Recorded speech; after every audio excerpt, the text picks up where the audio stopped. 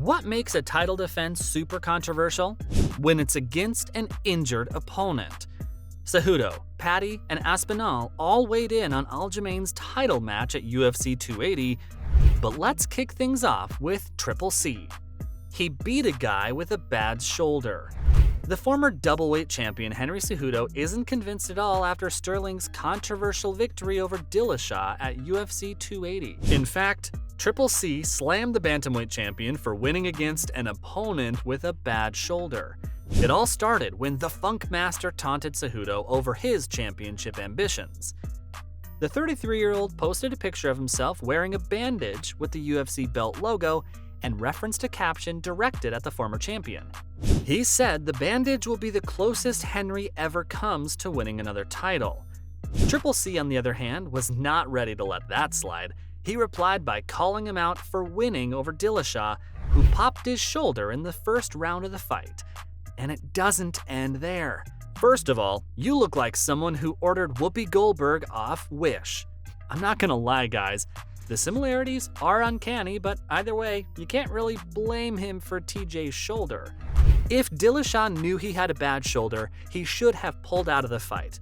It's rumored he popped his shoulder at least 20 times during camp and still decided to go through with the fight. But why is the feud between these two gentlemen still heating up? Well, maybe because the fight for the title is on the line. Let's face it, it's been about a month since Aljamain announced he'd been defending his title against Henry Cejudo, and you can tell the mind games have already begun with both fighters on the offensive. Henry has been the aggressor in the exchange as he patiently waits for the UFC to announce a date, but it looks like the fans will have to wait a little longer to see them square off. The Funk Master recently revealed he's suffering from a torn bicep. And while there are rumors going around about a potential fight between them at UFC 285, Aljamain is doubtful whether he'll be able to fight in March. He knows Henry will use his strong wrestling skills to build pressure, and to effectively counter that, he needs his bicep to be 100%.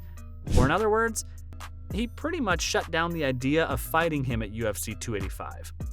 There's absolutely no way he's about to go through another camp with a torn bicep.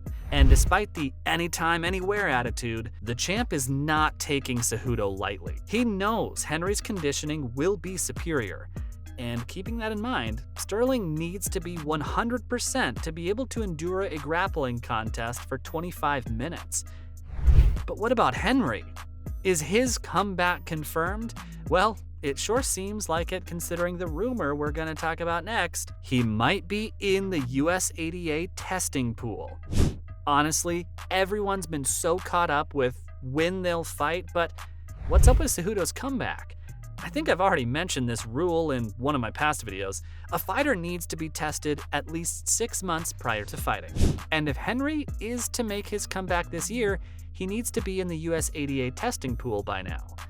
The whole idea of them fighting in March is very unlikely though. You have a torn bicep, and there's no news on whether Cejudo has been tested yet. Even if he were to get tested today, it would be another 6 months before he could fight.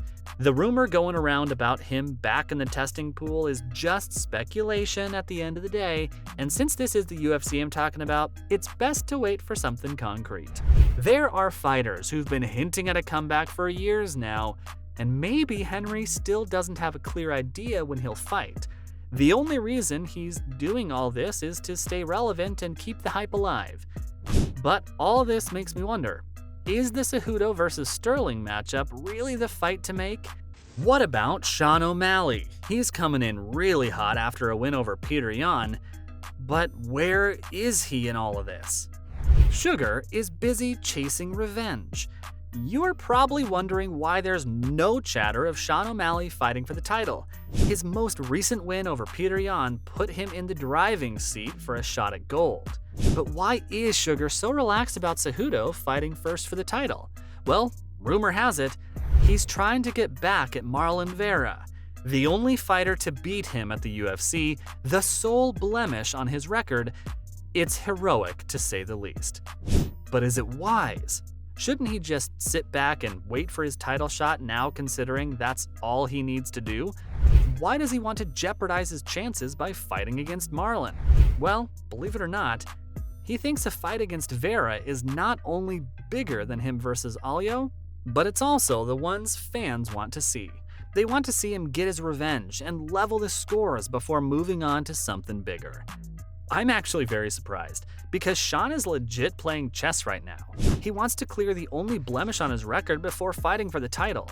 Because of that, he's invincible. If he dodges Vera right now and goes straight for the title, Cejudo will get launched as the perfect opponent to end his reign. As he wants to avoid that by leveling the scores before moving forward. But yeah, back to what Henry said about Sterling's victory over an injured Dillashaw. Paddy and Aspinall actually think it was brave of TJ to compete with such a bad shoulder. In fact, the next conversation sort of makes you understand why he did that in the first place. The Chatting Pony podcast revealed something. The duo got together for an episode of the podcast and had some really interesting things to say about the bantamweight title matchup. Since TJ is a veteran of the game, you can sort of understand why he chose to fight with a compromised shoulder. He placed a bet on himself, and a bet is usually 50-50. It can either pay off or end in a loss. So while his gamble failed to rake in the rewards at UFC 280, the baddie thinks TJ had a lot of things on his mind, including how this might just be the last time he gets an opportunity for the title again. And when you look at it from that perspective, it makes sense why he decided to fight that night.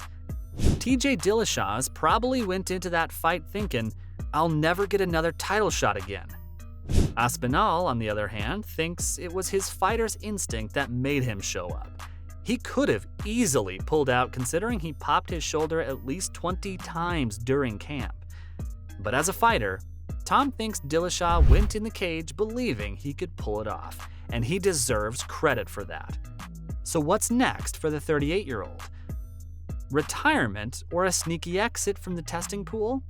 Ever since Conor revealed he left the USADA testing pool to take PEDs to recover, it seems like it's about to become a trend at the UFC. And with TJ announcing his retirement from the game, there's a lot of speculation going around that it's only to exit the testing pool. But what's he going to get out of that? Well, like the Notorious, he can also take PEDs to heal his messed up shoulder and make another comeback? Or maybe he's legit done and serious about retirement. Guess we'll have to wait and find out. So this is everything Henry, Paddy, and Tom had to say about Aljamain Sterling and TJ Dillashaw.